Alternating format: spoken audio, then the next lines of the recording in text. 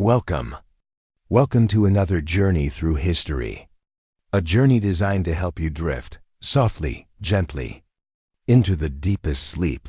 Tonight, we travel back to a time, a place, where survival was uncertain, where danger lurked around every corner, where the romanticized notion of the outlaw, the gunslinger, the frontier rebel, was nothing like what you've seen in the movies.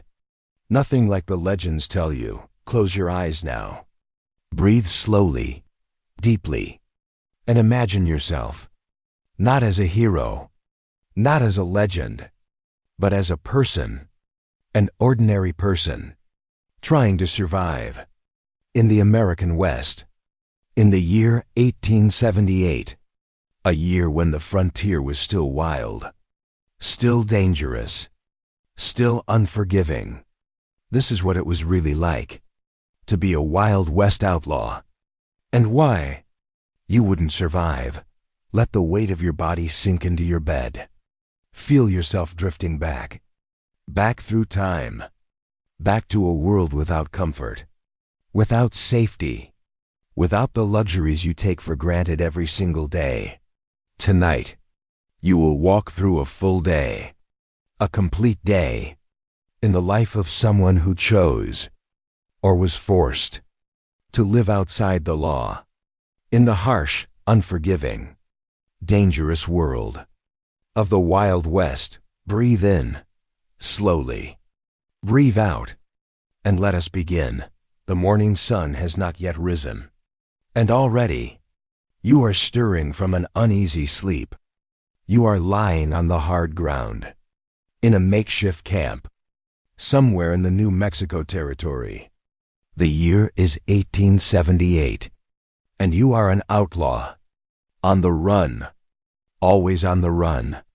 You open your eyes slowly, to the gray pre-dawn light filtering through sparse trees, juniper and pinon pine.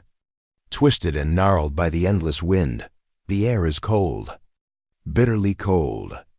Even though it is late spring, the temperature dropped sharply during the night, and your thin wool blanket, torn and filthy, offered little protection. You can see your breath in the air, small clouds of vapor, disappearing slowly into the stillness. Your body aches, every joint, every muscle, stiff from sleeping on rocky ground, with only a saddle for a pillow. This is how you sleep most nights. When you sleep at all, you wouldn't survive this. Not as a modern person. You are used to mattresses, to pillows, to warmth and comfort. Here, there is none of that. Only the hard earth, the cold, and the constant awareness that someone might be hunting you, slowly, very slowly. You sit up. Your back protests. Sharp pains shooting up your spine. You are only 24 years old, but your body feels older, much older, aged by the harsh conditions, the poor diet, the constant stress and fear. You look around the camp. 3 other men are here with you, still sleeping, or pretending to sleep. All of you are outlaws. Wanted men, with prices on your heads. The camp is sparse, almost invisible. You learned long ago never to make a fire in the morning. Smoke can be seen for miles, and there are always people looking. Always lawmen, bounty hunters, rival gangs, or just someone hoping to collect a reward. So there is no fire, no warmth, no hot coffee to start your day. Just the cold, the silence, and the slow realization that you must move again soon. You reach for your boots, still damp from crossing the creek yesterday. The leather is stiff and uncomfortable. You shake them out carefully, always checking for scorpions, for spiders, for snakes that might have sought warmth inside during the night. This is a ritual. A necessary ritual, because out here, even the smallest creatures can kill you. A rattlesnake bite with no medical help. No antivenom. Only hours of agony before death. This happened to a man you knew. Just last year.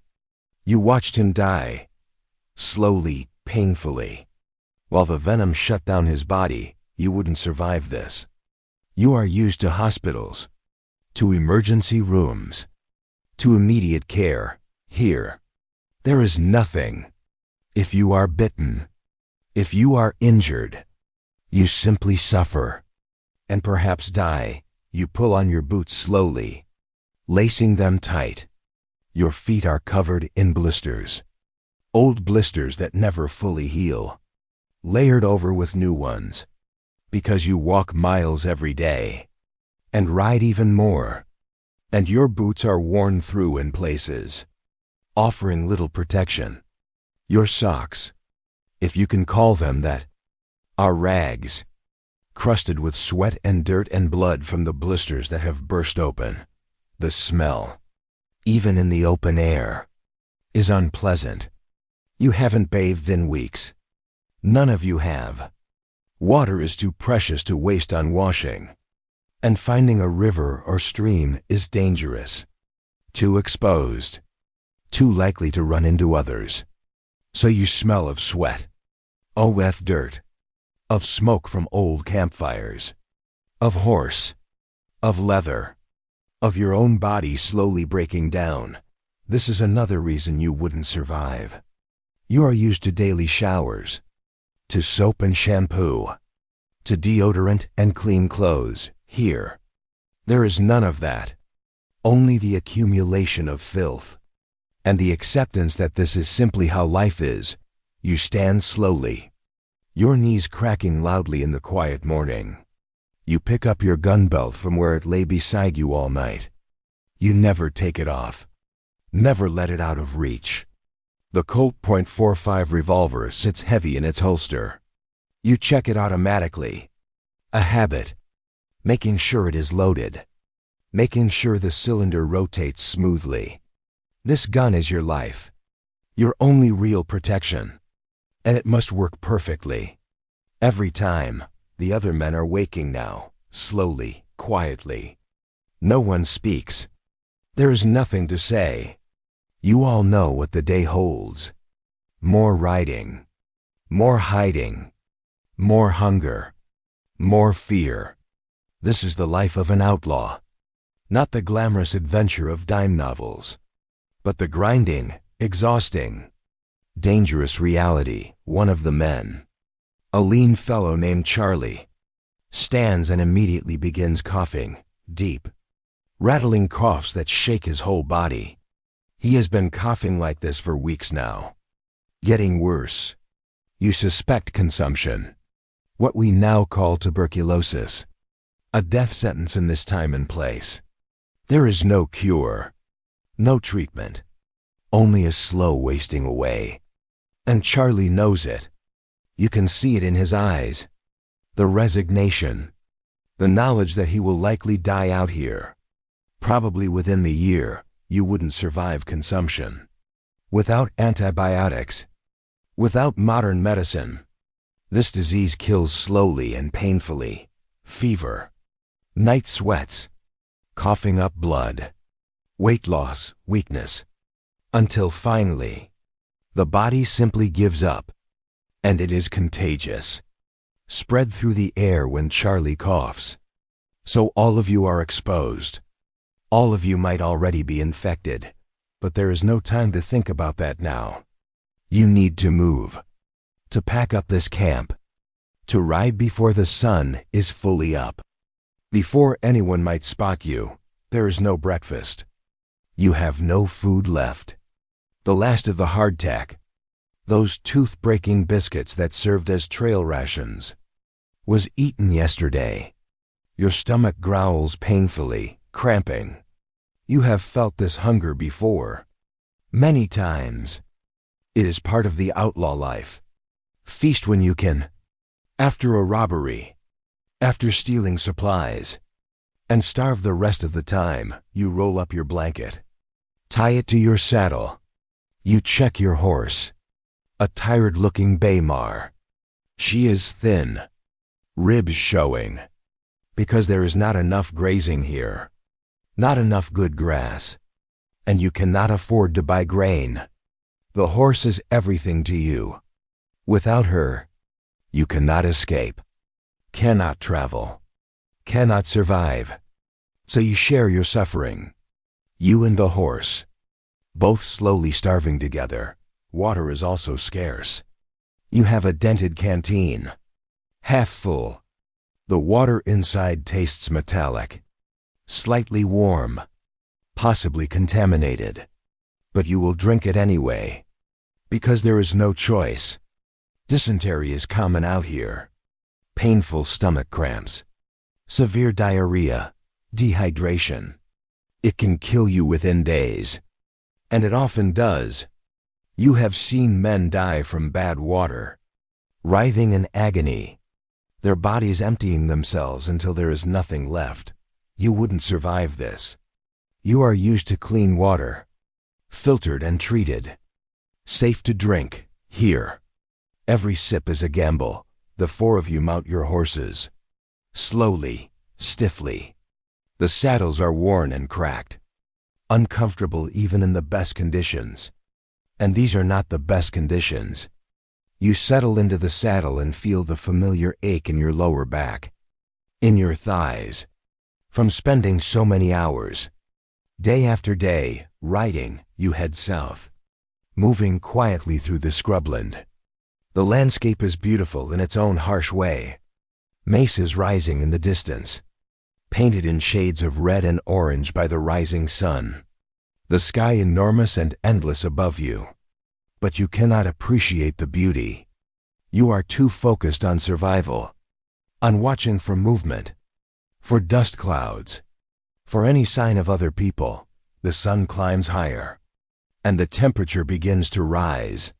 Within an hour, you are sweating, the cold morning forgotten, replaced by the brutal heat of the desert. The sun beats down mercilessly, and there is almost no shade. You pull your hat lower, a battered felt hat with a wide brim, to protect your face.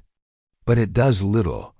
Your skin is already burned, cracked and peeling, aged beyond your years by constant sun exposure. You wouldn't survive this heat. Not without sunscreen, without proper hydration, without the ability to escape into air-conditioned buildings. Here, you simply endure, hour after hour, day after day, your body slowly cooking under the relentless sun. By mid-morning, you spot a small settlement a distance, just a few buildings clustered around a crossroads. This is a risk, but you need supplies, need food, and you decide to take the chance. You approach carefully, scanning for any sign of law enforcement, any indication that this town might be dangerous for you. The town is called Agua Fria, a tiny place, barely more than a trading post, a saloon, and a few scattered homes.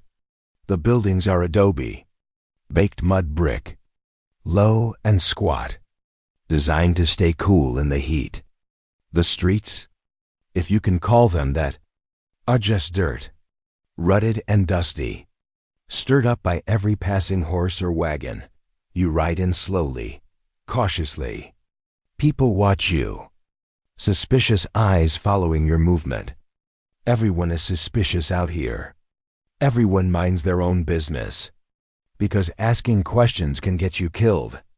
You tie your horse to a hitching post outside the trading post, and you walk inside, your hand resting casually near your gun. The interior is dim, cooler than outside, but the air is stale and smells of tobacco, of sweat, of dried goods and dust. The proprietor, an older Mexican man with a weathered face, watches you carefully. He knows what you are. He can tell by the way you move, the way you watch the door, the worn gun on your hip. But he says nothing.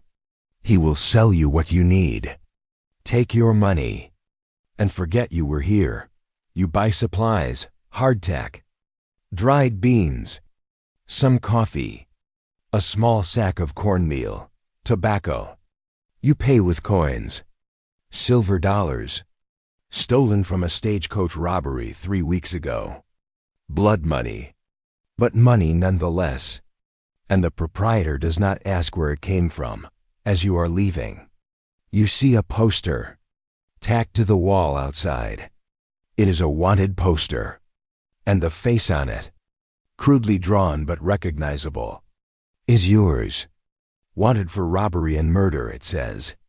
$500 reward dead or alive. You stare at it for a moment, feeling a cold weight in your stomach.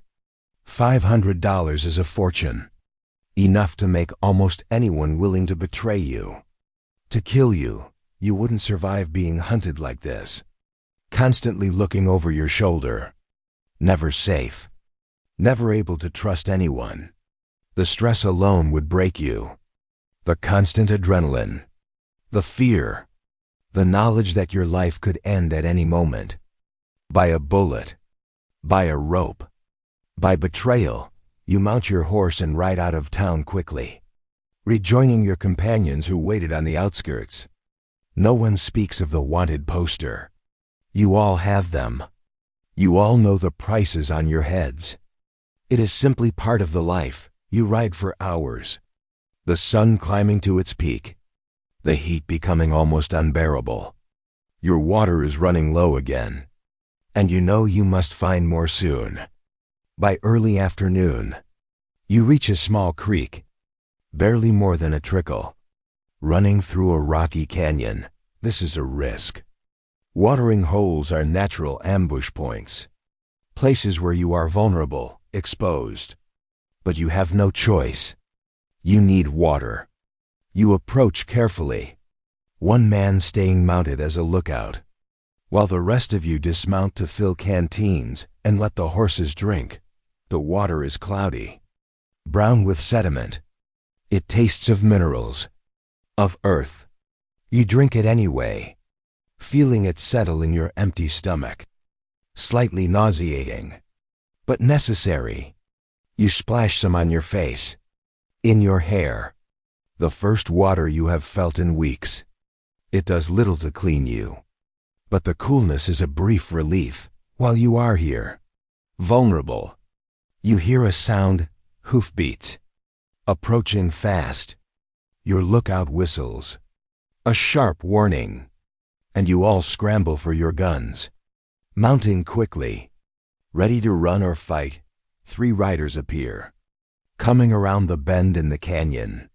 You tense, hand on your revolver, but then you recognize them. Members of another gang, men you have worked with before. They are not enemies, not exactly, but not friends either. Out here, alliances shift quickly, based on convenience, on mutual need. They ride up. Their leader, a man called Blackjack, nods at you. Heard there's a payroll shipment coming through Roswell next week, he says. His voice rough, tired.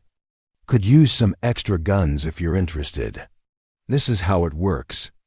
In the outlaw world, information travels. Plans are made. Temporary alliances formed. You consider it. A payroll robbery could mean money, enough to buy supplies, maybe even to lie low for a while. But it also means risk. It means violence. It means the possibility of getting shot, of getting caught, of hanging. You agree. What choice do you have? This is your life now. Crime is the only option, the only way to survive. Once you become an outlaw, once you cross that line, there is no going back. No town will hire you. No legitimate work is available. You are marked, forever on the outside of society. You wouldn't survive this moral weight. This knowledge that you are trapped, that every day you must choose between crime and starvation, between violence and death. The psychological toll would crush you. But here, you simply accept it. Because there is no alternative, the afternoon stretches on, slowly, endlessly. You ride with Blackjack's group now. 7 men total. All wanted. All dangerous. All desperate. You make camp in the evening. In a box canyon with only one entrance. Defensible if someone attacks. Finally, you can make a fire. Hidden here. The canyon walls blocking the smoke from view at a distance.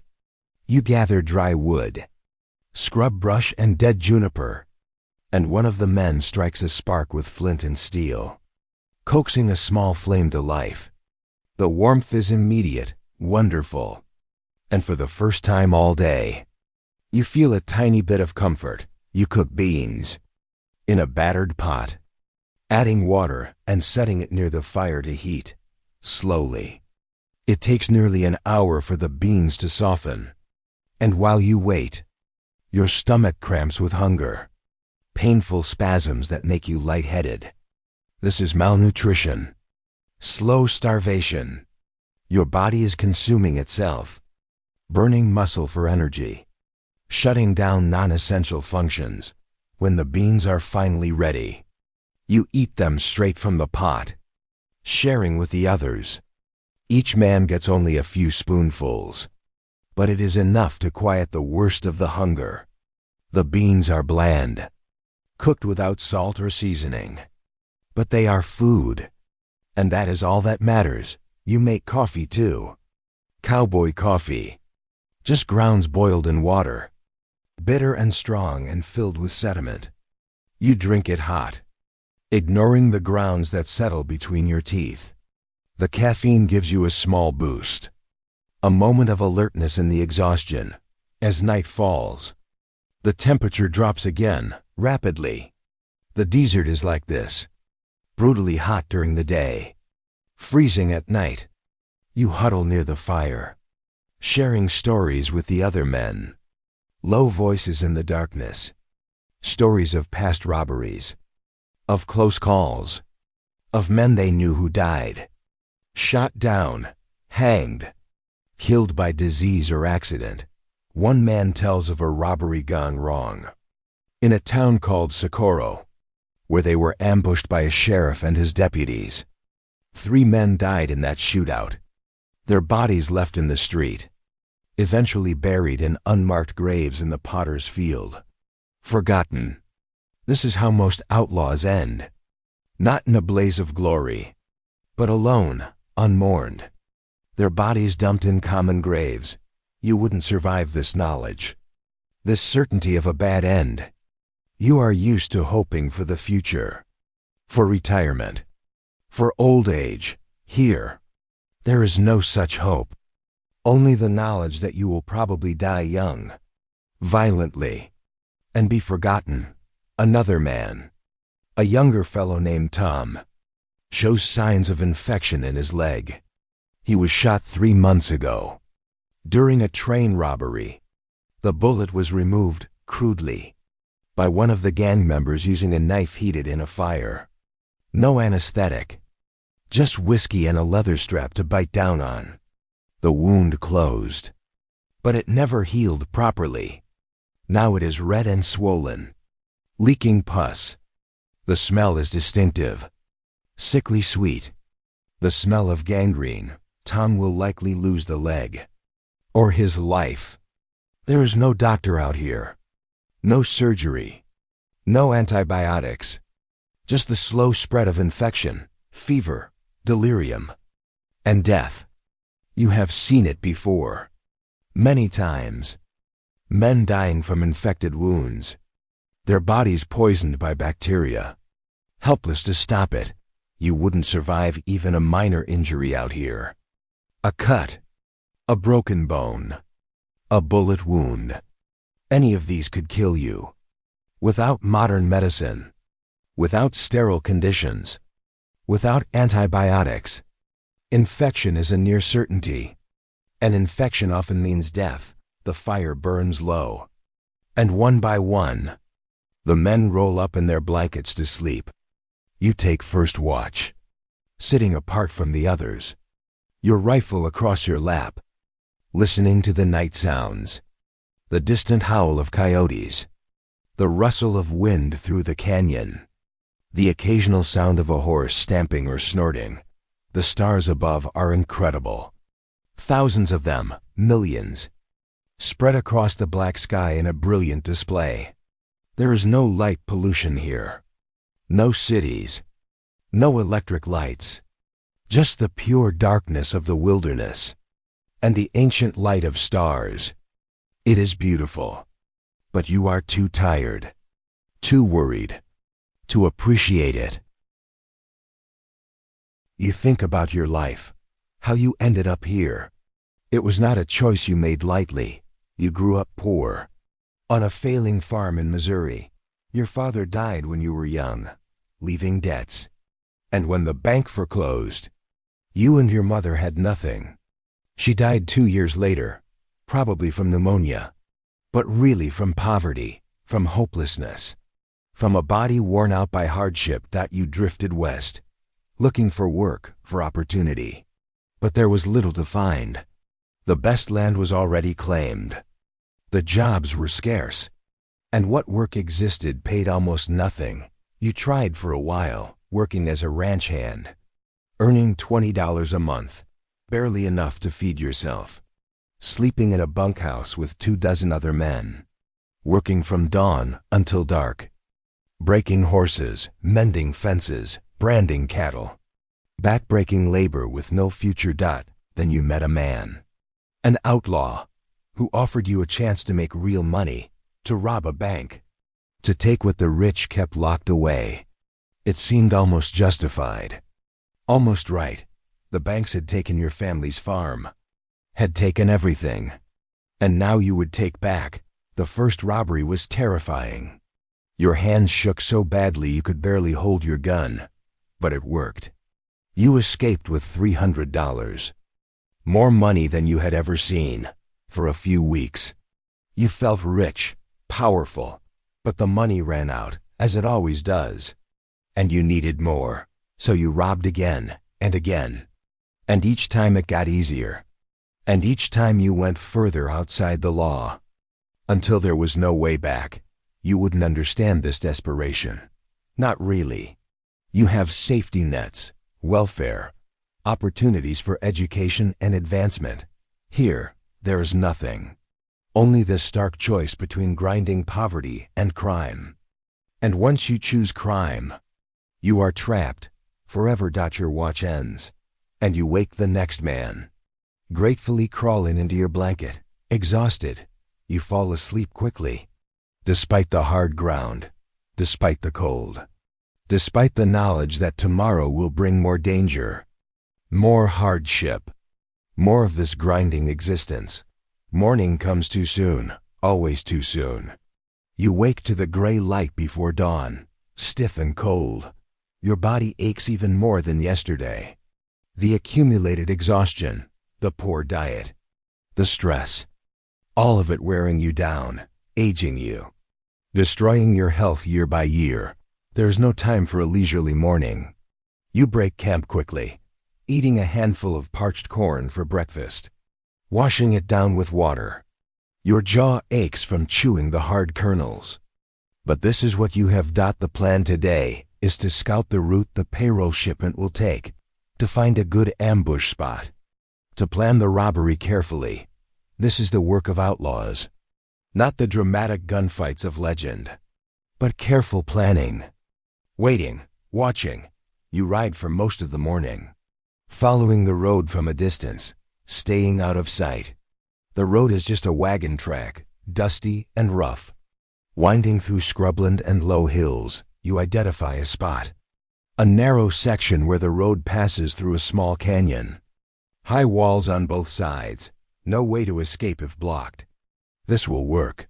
You spend hours watching, counting how many wagons pass, how many riders, looking for any sign of law enforcement, of guards. The sun beats down, and you lie on your stomach on a rocky hillside, staying low, trying to remain invisible. The rocks are hot, burning through your clothes, and the position is uncomfortable.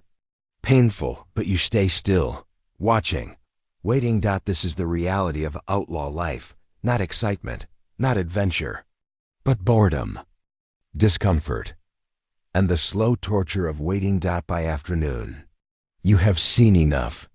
You ride back to meet the others at a predetermined spot, a ruined adobe building, long abandoned. Its walls crumbling. You rest here in the shade, sharing the last of the water and rationing out tiny portions of food. Black Jack outlines the plan. 3 men will block the road ahead, stopping the wagon. 3 more will cover the rear, preventing escape, and 1, you, will be up on the hillside, with a rifle, covering the whole operation, ready to shoot if things go wrong. It is a simple plan. Most plans are. Complexity leads to mistakes, and mistakes lead to death. You will hit the wagon tomorrow, take the payroll, and scatter, meeting up later at another location to divide the money. If it works, you will have enough to survive for a few more months. If it doesn't, well, you try not to think about that. The evening is tense. Everyone is quiet, thinking about tomorrow, about what could happen. Robbery is dangerous. Guards often fight back. And even if they don't, there's always the possibility of a posse, of being tracked, of being caught. You think about the possibility of killing someone tomorrow. It is likely. Payroll guards are usually armed, and they are paid to protect the money. So there will probably be gunfire. And gunfire means people die. Maybe one of the guards, maybe one of your group, maybe you have killed before, 3 times. The first was during a bank robbery, a teller who reached for a gun. You shot him without thinking, pure instinct. He died in front of you, blood spreading across his white shirt, eyes going blank. It haunted you for weeks. But the second time was easier, and the third easier still.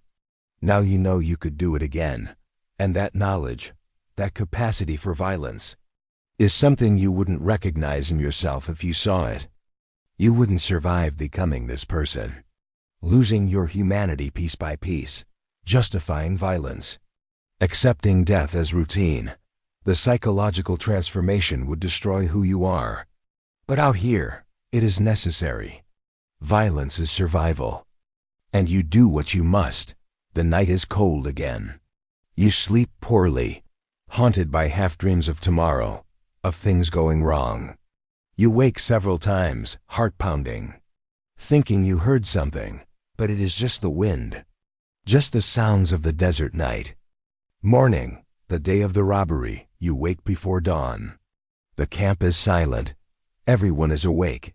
No one speaks. You eat nothing. Your stomach too tight with nerves to hold food.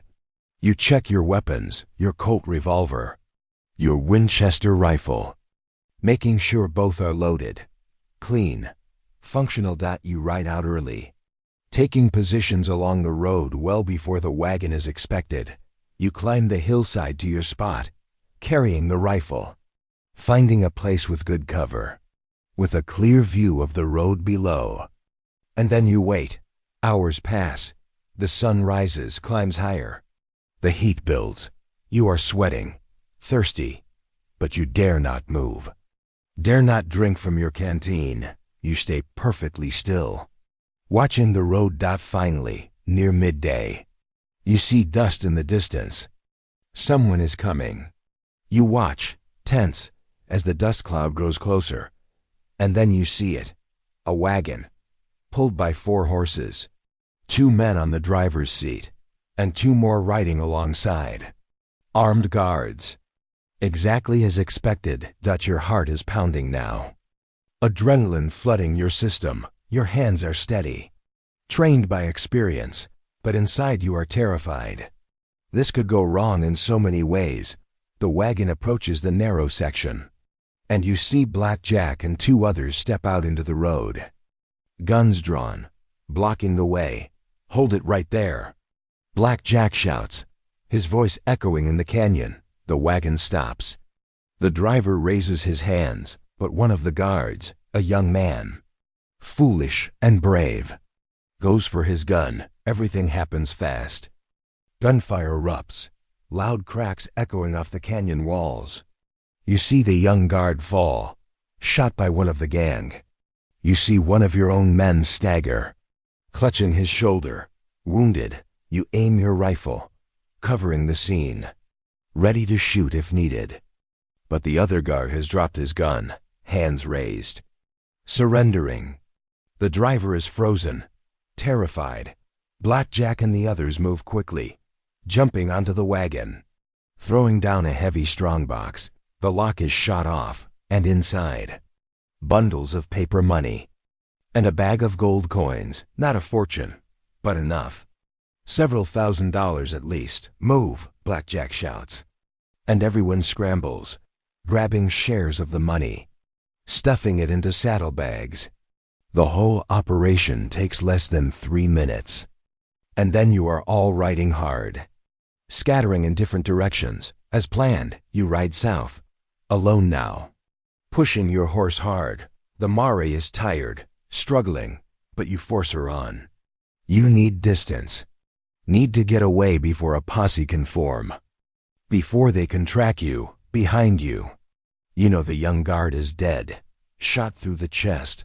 He was probably 19, 20 at most. Someone's son, maybe someone's husband, dead now, because he tried to be brave, because he fought back. You feel nothing, no guilt, no remorse. That part of you, the part that would feel those things, has been dulled, buried under the necessity of survival. This is what the outlaw life does to you. It strips away your humanity, leaves only the hard core of self-preservation. You wouldn't survive this moral death, this transformation into something less than you were. But here, it is simply what happens, accepted, inevitable. You ride for hours, until your horse is foaming, stumbling with exhaustion. You finally stop in a dry wash, hidden from view, and you dismount, legs shaking, adrenaline wearing off, leaving you weak and sick. You check your saddlebags, your share of the robbery, about $400. It seems like a lot, but you know it will not last. Money goes quickly out here. Supplies are expensive, and you cannot work, cannot earn, can only steal. So the $400 will be gone in a few months, and then you will need to rob again, and again. An endless cycle of crime and flight. You rest here for an hour, letting your horse recover, drinking warm water from your canteen. Your hands are shaking now. Delayed reaction to the violence, to the danger. You think about the dead guard. Try not to, but cannot help it. His face, young, surprised, as the bullet hit him, but you push the thought away. Bury it. You have to, or you will go mad. By evening, you reach the meeting point, an abandoned line shack, miles from anywhere. 2 of the others are already there, including the man who is wounded. His shoulder is bleeding badly, the bullet still inside. He is pale, sweating, in obvious pain. There is no doctor, no help. You do what you can, heating a knife in the fire and digging for the bullet, while the man screams, biting down on a leather strap. The bullet comes out, finally, a misshapen piece of lead. But the wound is a mess, torn flesh, still bleeding. You pack it with cloth, torn from a shirt, and tie it tight. But you know infection will probably set in. And if it does, he will die, slowly, painfully. Just like so many others, this is frontier medicine, crude, brutal, often ineffective. You wouldn't survive needing this kind of care. The pain alone, without anesthesia, without proper tools, would be unbearable, But here, you endure, or you die. Those are the only options. The days after the robbery blur together. You lie low, moving frequently, never staying in one place long. The money in your pocket feels heavy, dangerous. You know posses are looking, that lawmen from 3 counties are hunting you, that your description is being circulated. You grow a beard, let your hair grow long, trying to change your appearance. You avoid towns, avoid people, living off the land when you can, shooting rabbits and prairie chickens with your rifle, cooking them over small fires, eating poorly cooked meat that is often half raw, half burned. The loneliness is crushing, oppressive. You spend days without speaking to another person. Just you and your horse and the endless landscape. The isolation eats at your mind. You talk to yourself sometimes, just to hear a human voice. You replay conversations from years ago. Imagine what you would say to people you will never see again. You wouldn't survive this loneliness, this complete isolation from human contact, from society, from everything familiar. The psychological toll would break you, drive you to desperation, to madness. But here, you endure it, because there is no choice. Weeks pass.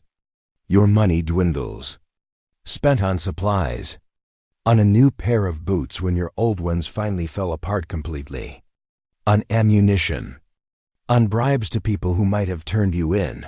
You hear news, passed along through the criminal networks, through saloon gossip, through wanted posters. The young guard you killed, his name was William Morrison. He was 22 years old. He left a widow and a baby daughter. The newspapers called him a hero and called you a murderer, which is accurate, cold, true. There is a new poster now. Your bounty has increased. $800. Dead or alive. You are worth more dead than you ever were alive.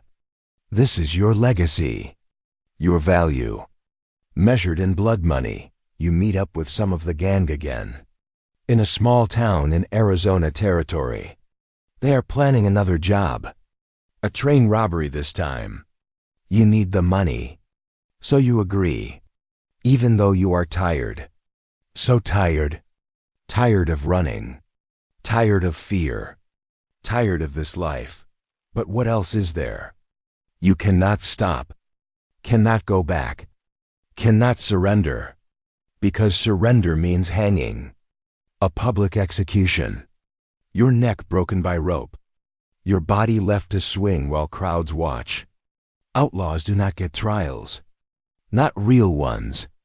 The verdict is predetermined, guilty, and the sentence is death. So you rob the train. It goes badly. The express car is guarded by Pinkerton detectives, hired guns who are better armed, better organized than you expected. There is a fierce gunfight. You shoot one of the detectives, see him fall from the train. The gang grabs what they can, a few bags of mail, hoping for valuables, and you scatter again, riding hard, bullets zipping past you. One so close you feel the air pressure as it passes your head. One of your gang is hit, falls from his horse, dead before he hits the ground. You do not stop, cannot stop. You ride on, leaving his body behind, to be found by the Pinkertons, to be identified, to be displayed as a trophy. This is the outlaw code. Every man for himself. No one will risk their life to recover a body, to help a fallen comrade. Survival comes first, always. Loyalty is a luxury you cannot afford. Months pass, blurring into years. You are still alive, somehow, when so many others have died. The gang you rode with has been broken, scattered, killed or captured one by one. Black Jack was shot down in a gunfight in Texas. Charlie died of consumption. coughing blood in a dirty room above a saloon. Tom lost his leg to gangrene, and then lost his life a week later when infection overwhelmed him. You are 27 now, but you look 40. Your face is weathered, scarred, aged by sun and hardship. Your body is a map of injuries, scars from bullets, from knife fights, from accidents and violence.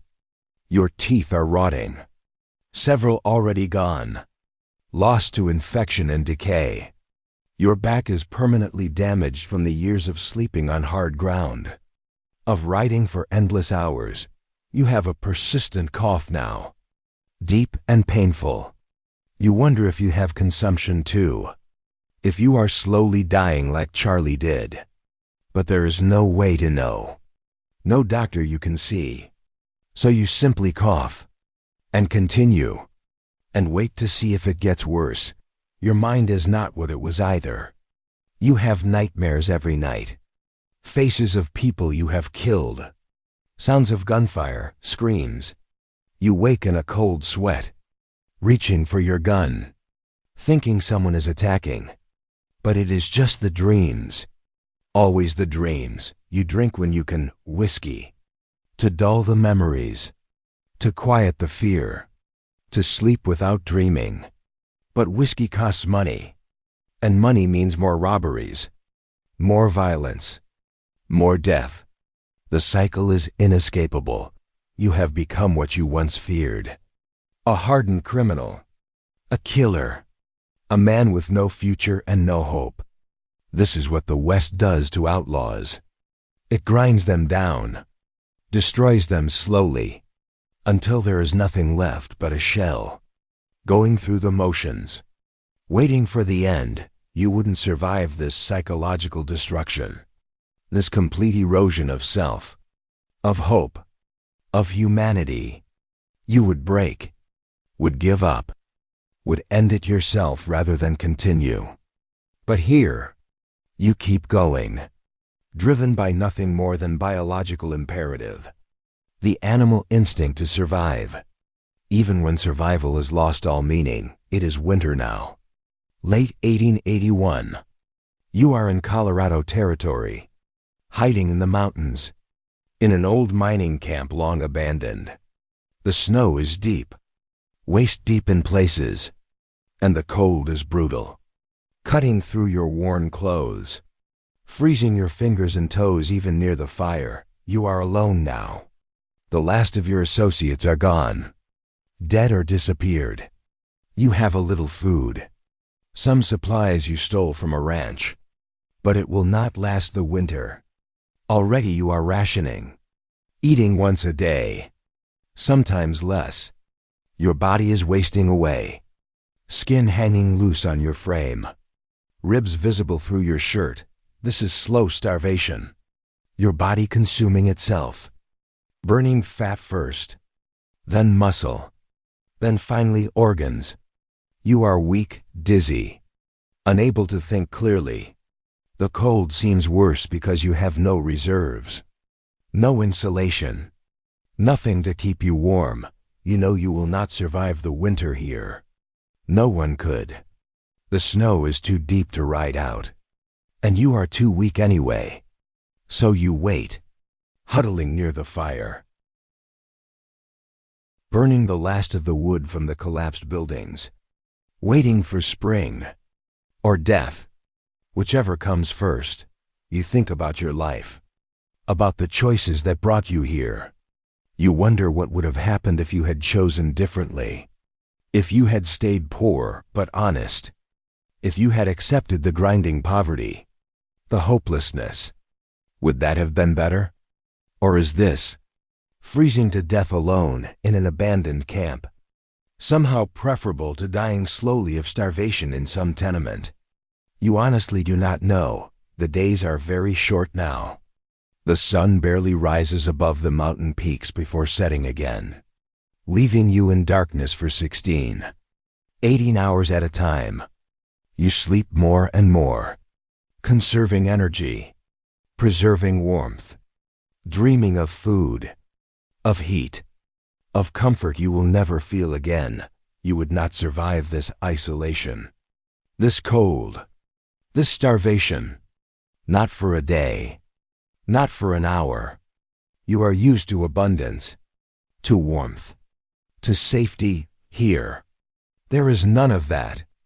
Only the slow approach of death, accepted, almost welcomed, but somehow, impossibly. You survive the winter. Spring comes slowly, reluctantly. The snow melts, and you emerge from the camp skeletal, weak, barely able to walk, but alive. Still alive, you make your way down the mountain, stealing a horse from a ranch, feeling guilty, but doing it anyway because you must. You ride south, toward New Mexico again, toward warmth, toward places you know. The year is 1882. You are 28 years old. You have been an outlaw for 6 years. And in that time, you have robbed perhaps 20 banks, trains, stagecoaches. You have killed at least 8 men. Maybe more. You have lost count. You have stolen thousands of dollars. And yet you are poorer now than when you started, with nothing to show for it but scars and trauma and a death sentence hanging over your head. This is the truth of outlaw life. It promises freedom, adventure, wealth, but it delivers only suffering, hardship, and early death. The reality is nothing like the legends, nothing like the dime novels that are starting to appear, romanticizing the outlaws, turning them into heroes. You are not a hero. You are a broken man, a criminal, a killer, trapped in a life you cannot escape. Summer of 1882. You are in a small town in New Mexico, a place called Silver City. You are taking a risk being here, in a real town. But you are desperate. You need supplies, need ammunition, and you are tired. So tired of living rough, of sleeping on the ground. You want a real bed, a real meal. Even if just for one night, you check into a boarding house, using a false name, paying in advance with coins. The room is small, sparse, just a bed and a chair and a basin for washing. But to you, it is luxury. The bed has actual sheets, thin and worn, but clean. The mattress is stuffed with straw, lumpy and uncomfortable by normal standards. But to you, it feels like heaven after years of sleeping on rock and dirt. You wash yourself, for the first time in months, using cold water from the basin, scrubbing away layers of grime. The water turns black, and even after washing, you still do not feel clean. The dirt is too deep, too ingrained. But it is something. You shave off your beard, using a dull razor and a fragment of mirror. The face that looks back at you is gaunt, hollow-cheeked, eyes sunken and haunted. You barely recognize yourself. This is not the young man who left Missouri. This is someone else. Someone harder, older, used up. You go to a restaurant, a small place, and order a real meal, beefsteak, potatoes, bread, coffee. The food arrives, and you eat slowly, savoring every bite. Your stomach, unused to rich food, rebels a little, cramping. But you keep eating, because who knows when you will eat like this again. Other diners watch you, noting the way you sit with your back to the wall, the way your eyes constantly scan the room, the way your hand rests near your gun even while you eat. They know what you are, even if they do not know who you are, and they give you space. Avoid eye contact. Mind their own business. After the meal, you return to your room, and you sleep, truly sleep, for the first time in years, in a bed, under a roof, safe, for this one night. But even in sleep, the nightmares come. They always come. You wake to shouting, to the sound of boots on the stairs. You are on your feet instantly, gun in hand, heart pounding. Someone has recognized you. Someone has informed. The law is here. You hear voices outside your door. We know you're in there. Come out with your hands up. You look around frantically. The room has one window, overlooking the street. 2 stories up. You could jump, but you would probably break a leg. And then you would be caught anyway.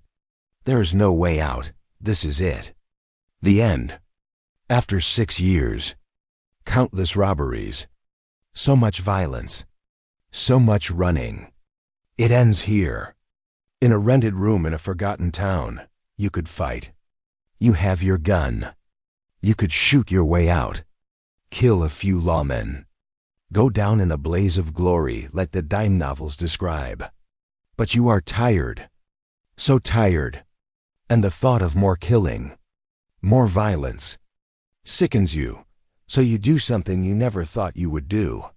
You set down your gun, and you open the door, and you raise your hands. The sheriff and his deputies swarm in, grabbing you, slamming you against the wall, rough hands searching you for weapons, finding your gun, your knife. You do not resist. There is no point. They drag you downstairs, out into the street, and a crowd has gathered. People staring, pointing, whispering. You see the recognition in some eyes. The wanted posters come to life. That's him. Someone says, that's the Morrison killer. They throw you in jail. A small cell in the back of the sheriff's office. Stone walls. Iron bars. A wooden bench. And nothing else. The cell is dim, lit only by a small window high up. And it smells of urine and despair. You sit on the bench. And for the first time in years, you feel something like relief. The running is over. The fear is over. Whatever happens now, at least it is decided. At least you can stop. Days pass. You sit in the cell, staring at the walls. They feed you once a day. Beans and cornbread. It is not much, but it is regular, consistent. You start to gain a little weight back, a little strength. A lawyer comes, court-appointed. He is young, nervous. He tells you the charges: robbery, murder, multiple counts. He tells you the likely outcome: conviction, and hanging. He asks if you have anything to say in your defense. You shake your head. What is there to say? You did what they accuse you of. All of it. The trial is brief, perfunctory. The prosecution presents evidence, witnesses. The stolen money recovered from your room. Your gun, matched to bullets taken from victims. It is overwhelming, damning. Your lawyer tries, makes some arguments, but his heart is not in it. Everyone knows the verdict before it is announced: guilty. On all counts, the judge sentences you to hang. Execution set for 2 weeks from today.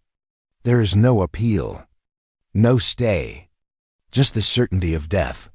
Coming soon, you are moved to a different cell. The condemned cell. Slightly larger, but darker. This is where they keep men waiting to die. You are given a Bible in case you want to make peace with God. You do not open it. If there is a God, you doubt He is interested in hearing from you now. The days pass slowly, each one bringing you closer to the end. You think about your life, about the waste of it. You are 28 years old, and in 2 weeks you will be dead, hanged by the neck until dead, and buried in an unmarked grave, forgotten within a generation. This is the outlaw's end. Not glory, not legend, just a rope, and a hole in the ground. Other prisoners, in other cells, try to talk to you sometimes, asking what it is like. knowing you are going to die. You do not answer. What could you say? That you are afraid? That you regret everything? That you wish you had died that first winter, before you became this thing you have become? All of that is true. But saying it changes nothing. You think about the people you killed. 8 men. Probably more. 8 lives ended. 8 families destroyed. You remember their faces. Especially William Morrison, the young guard, 22 years old. You took his life for $400. Money that is long gone, spent and wasted, while he is still dead, still mourned. His daughter will grow up without a father. Because of you. You feel guilt now, real guilt. For the first time in years, the numbness is wearing off, replaced by the weight of what you have done. It is crushing, suffocating, and there is no escape, no way to make amends. You will die. With this guilt, carry it wherever souls go after death. If anywhere, the day comes, morning, Thursday. The sun is shining. Birds are singing. The world continues. Indifferent to your fate, they come for you at dawn. The sheriff, a priest. Several guards, they open your cell, and you stand. Your legs are shaking. You are terrified. More afraid. Now than you have ever been. More afraid than during any robbery, any gunfight. This is different. This is certain, There's no escape, no luck. No last-minute rescue, They bind your hands behind your back. And they lead you out, through the jail, out into the street. A crowd has gathered, dozens of people, Come to watch. You die, executions are public events, entertainment. People bring their children, their lunches. They talk and laugh. Waiting for the show, you see the gallows, A wooden platform, erected in the town square.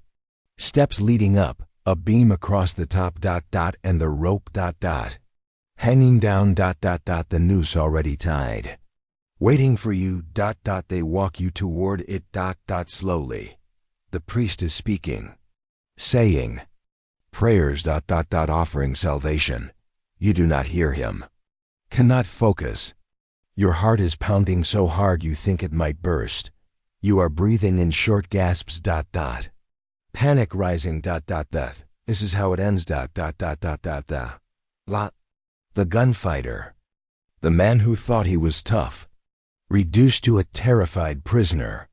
Walking to his death, weak, powerless, human, you climb the steps. Each one is agony, you want to run. To fight, to scream.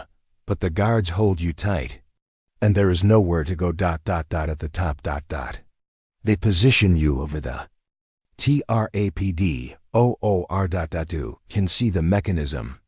The lever that will drop you, You can see the faces in the crowd, watching, eager, Excited, the sheriff reads the sentence, your crimes. Your punishment, you barely hear it. The noose is placed around your neck. The rough hemp rope scratches your skin. It is pulled tight, positioned carefully behind your left ear. For a clean break. If you are lucky, they ask if you have any last words. You try to speak, your mouth is dry, your voice cracks. I'm sorry, You manage to say. Though you are not sure anyone hears. Not sure it matters, a black hood is pulled over. Your head, the world goes dark. You hear the crowd. Murmuring, you hear the creak of the gallows. The sound of boots on wood, Someone moving toward the lever, you take a breath. Your last breath as a living man, and then, nothing, the body of the outlaw. Your body, hangs for an hour. displayed for the crowd. Then it is cut down, examined by the coroner, and buried in the potter's field, in a grave marked only with a number. Your name is recorded in the sheriff's ledger and in newspaper accounts of the execution. But within a few years, even that is forgotten.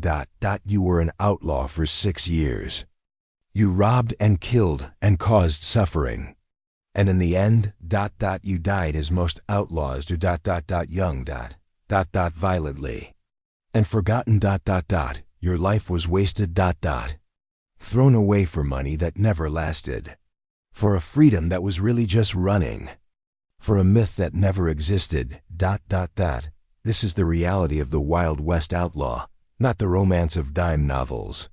Not the glory of legends. But suffering. Hardship. Violence. And early death. You would not have survived it. Not for a month, not for a week. Perhaps not even for a day. And now, as you lie here. In your comfortable bed. In your safe home. Breathing, slowly. Deeply. Let yourself drift even further, into the softness of sleep. You have traveled through time. Through a harsh and brutal world, and you have seen what life was truly like, the danger, the deprivation, the desperation. You have seen why you would not survive, could not survive. Not the cold, not the hunger. The violence, not the disease, not the isolation, not the guilt. Not the fear, not any of it. But you do not live in that world. You live here. Now, in safety. In comfort. Your bed is soft. Your home is warm. You have food. Water. Medicine. Security. All the things that world lacked. So let go now. Let go of that harsh world. Of that difficult life.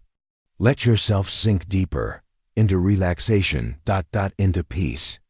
Into the gentle embrace of sleep. Your breathing is slow. Steady. Rhythmic.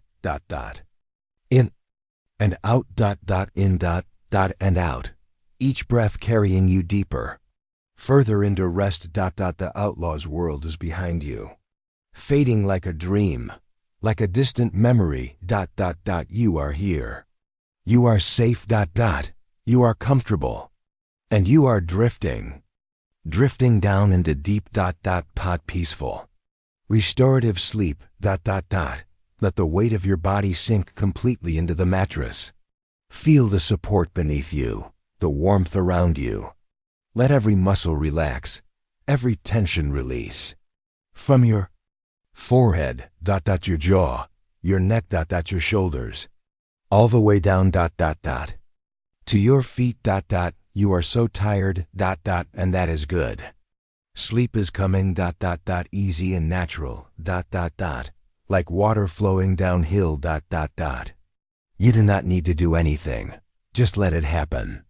Let sleep take you. The outlaw's story is finished. Told and completed. And now your story continues. In dreams. In rest. In the gentle darkness of peaceful sleep. Breathe. Slowly. Deeply. And let go. Let go of thought. Of worry. Of awareness. Just drift. Down. Into sleep. The Wild West was a harsh place. A place you would not survive. But you do not need to survive it. You only need to rest. To sleep. To dream. And so, as the story ends, as the outlaw's life fades into history. You too fade. Into sleep. Deep. Peaceful. Untroubled sleep. Rest now. You have earned it. You have traveled far. Seen much. And now it is time to simply. Sleep. The world is quiet. Peaceful. Peaceful. And you are drifting away. Into dreams. Into darkness. Into the soft embrace of sleep. Sleep. Sleep now.